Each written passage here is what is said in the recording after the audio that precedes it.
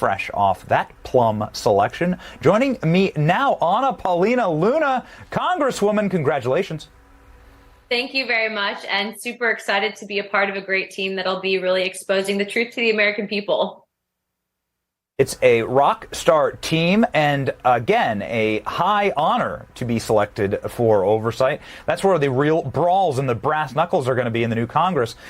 We have done our entire monologue on the Biden crime family, and so much to do in so little time. Give us a little bit of a preview of what the committee is planning on. Well, first and foremost, as you stated earlier, we all know that Hunter Biden's laptop was real, regardless of what the media and big tech censorship tried to say. But really understanding what's happening with this administration, I don't think it's outside of the realm of possibility that Hunter Biden was not only a national security threat and is a national security threat, but that he potentially was maybe honeypotted by the CCP. And I think that that's a lot of what we'll find on the actual laptop. But it's not going to just stop there. I think that we have questions for the American people. What really happened on January 6th? I know that Speaker McCarthy has been talking about releasing the footage. We are going to be looking into plenty of what's happened with the DOD and weaponization against some of our Republican colleagues. As you know, there was a primary opponent named Ms. Green that was actually had her personal information leaked by the DOD. So there's a lot that we have to uncover. But ultimately, I think it's important to know that just because you are at the DOD or the FBI or the NSA does not mean that you are held outside of the scope of law. And so it's our jobs as Republican lawmakers, but also for our constituents to really reestablish integrity in our justice system and understand that these people need to be held to the same standard of justice that you and I are. Will you be subpoenaing Hunter Biden and Tony Bobulinski in your investigations? I think it's very likely that that is a possibility. And I'd also like to point out that if Hunter Biden was indeed staying at the residence where there's some of that highly classified information that we now know that President Trump had before he was elected to that office, it's very likely that he did expose our entire country to a massive, massive intelligence faux pas. And so we need to find out what really ultimately he knows, really how far the CCP has infiltrated that family and whether or not those people are compromised.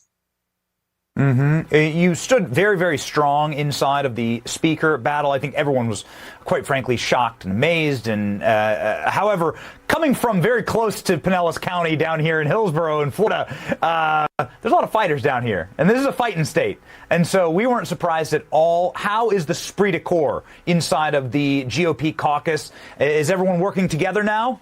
We're going to get this thing done? Absolutely.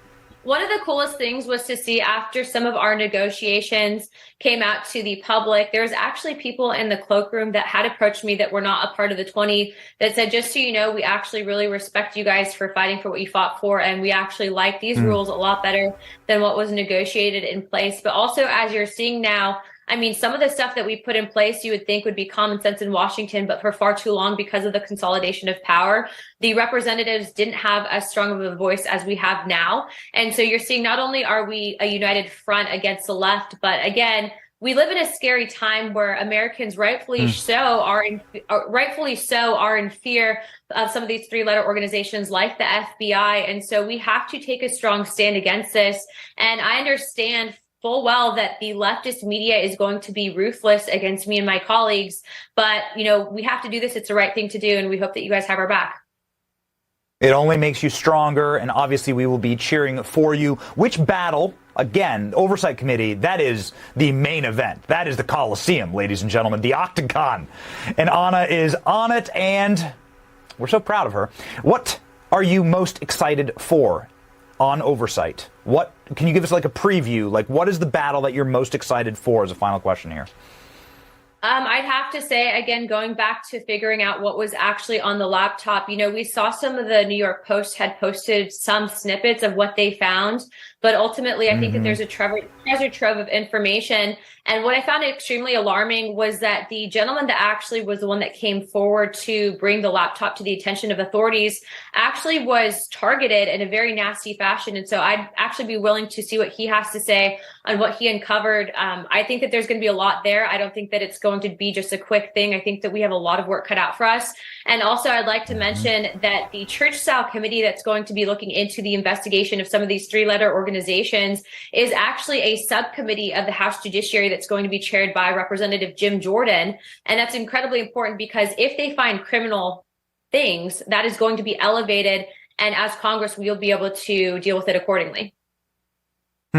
Well, John Paul Mac Isaacs, the man that you were speaking of there, will be on the program next. So thank you so much, Anna. We'll ask him a few questions, get him prepared for the Oversight Committee. Deeply appreciate it. Godspeed. Keep fighting. Thank you very much.